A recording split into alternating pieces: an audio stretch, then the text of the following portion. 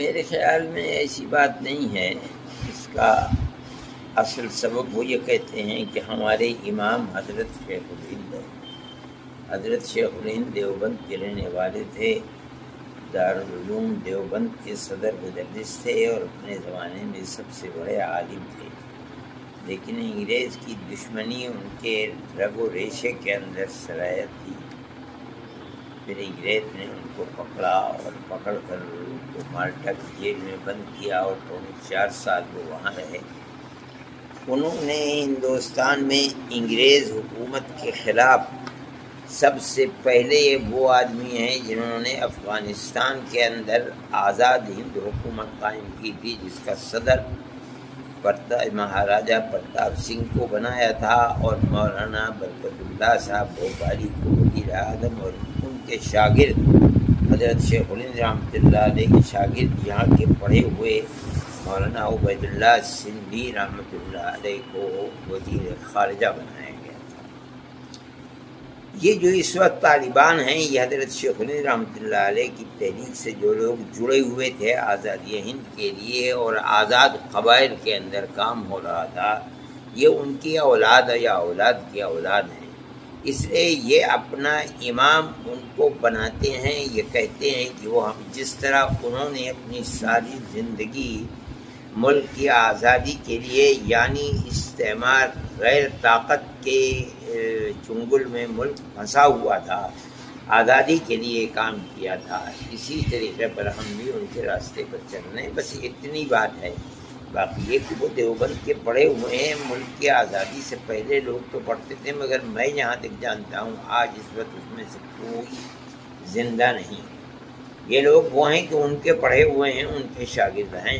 لیکن اصل بنیاد یہ ہے کہ وہ یہ کہتے ہیں کہ جس طرح انہوں نے اپنی جان کو قربان کر دیا اور شاگردوں کی فوج کھڑی کر دی، جنہوں نے 10 سال جیلوں کے اندر گزارا اور ملک کو آزاد کرایا ہے، ہم بھی اپنے ملک کو غیروں کے تسلط سے آزاد کرانے کے لیے کام کر رہے ہیں. تو گویا کہ جو لائن انہوں نے دی تھی اور اس کے اوپر وہ زندگی بھر کام کرتے رہے، ہم بھی اسی لائن پر چلنے والے ہیں. لوگ یہ سمجھتے ہیں کہ یہ لوگ دیوبند کے پڑھے ہوئے ہیں، دیوبند کے پڑھے ہوئے نہیں. یہ ملک کی آزادی کے بعد کہاں تھا؟ اب تو کچھ ویزا چونکہ گورنمنٹ انڈیا کی ان سے جڑی ہوئی تھی اور ان کے ساتھ ان کے تعلقات تھے، وہاں کام بھی کر رہی تھی حکومت ہند. اس بنیاد کے اوپر کچھ لڑکوں کو ویزا مل جاتا ہے، لیکن اس زمانے میں تو کسی کو بھی ویزا نہیں ملا ہے. جس طرح سے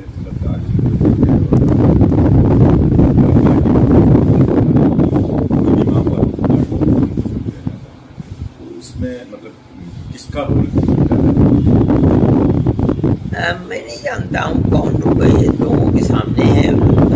پرستی کی ہوا چل رہی ہے. یہ کہا جاتا ہے کہ دارالعلوم دیوبند دہشت گردی کا اڈا ہے، لیکن ہماری تو تعلیمات کھلی ہوئی ہیں، 24 گھنٹے دروازے کھلے رہتے ہیں.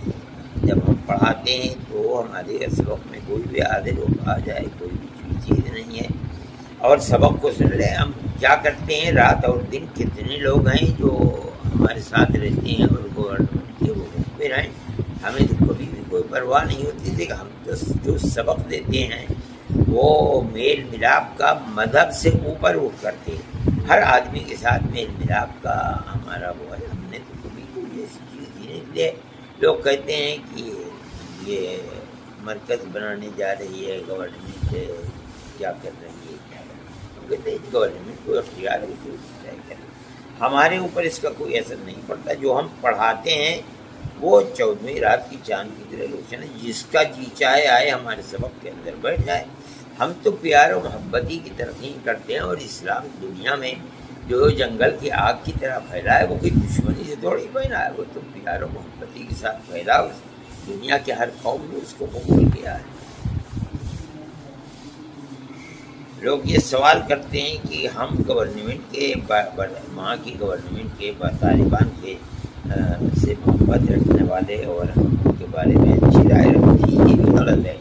ہم تو کسی کے بارے میں بھی کوئی رائے نہیں رکھتے. یہ تو مستقبل بتائے گا کہ وہ کیا کر رہے ہیں اور انہوں نے اپنے ملک کو کس طرح سے چلایا ہے. دیکھیے یہ ایک کھلی ہوئی بات ہے کہ جو 2 چیزیں بڑی بنیادی ہیں کسی بھی حکومت کے لیے. ایک تو یہ ہے کہ ملنے جلنے والے جتنے بھی لوگ ہیں ان کے اندر میل ملاپ اور محبت کو پیدا کرے. آپس میں دشمنی کو جنم دینا یہ کوئی چیز نہیں ہے.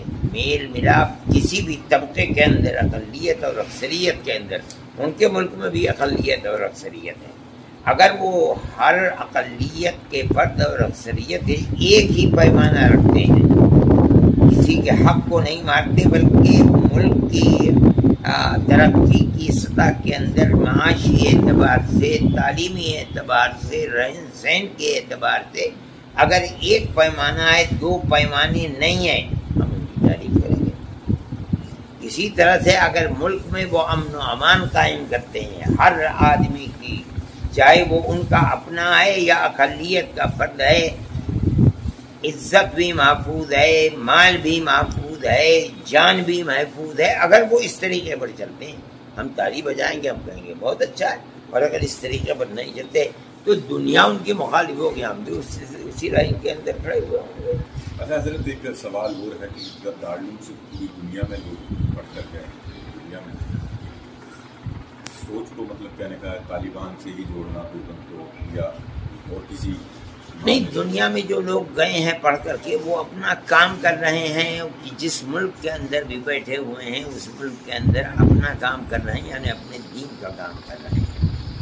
طالبان تنہا وہ لوگ ہیں کہ جو ملک کے اندر یہ کہتے ہیں کہ ہم جہاد آزادی وطن کر رہے ہیں، جس طرح ہمارے ملک کے اندر جہاد آزادی وطن ہوا ہے. یہ قوم ایسی ہے کہ وہ کسی غیر کے تسلط کو اس نے کبھی قبول کیا ہی نہیں، آج بھی وہ قبول نہیں کر رہے ہیں. اس کو وہ دیوبند سے جوڑتے ہیں، وہ حضرت شیخ الہند رحمۃ اللہ علیہ کے تحریک سے جوڑتے ہیں. جو میں نے کہا کہ وہ تحریک جا کر کے افغانستان میں رنگ لائی تھی، اور ایک طبقہ تھا جو ان کے ساتھ کھڑا ہو گیا تھا افغانستان کے اندر، اور انہوں نے جا کر کے وہاں آزاد ہند حکومت قائم کر دی تھی. یہ سب حضرت شیخ الہند رحمۃ اللہ علیہ کی تحریک سے جڑے ہوئے لوگ تھے.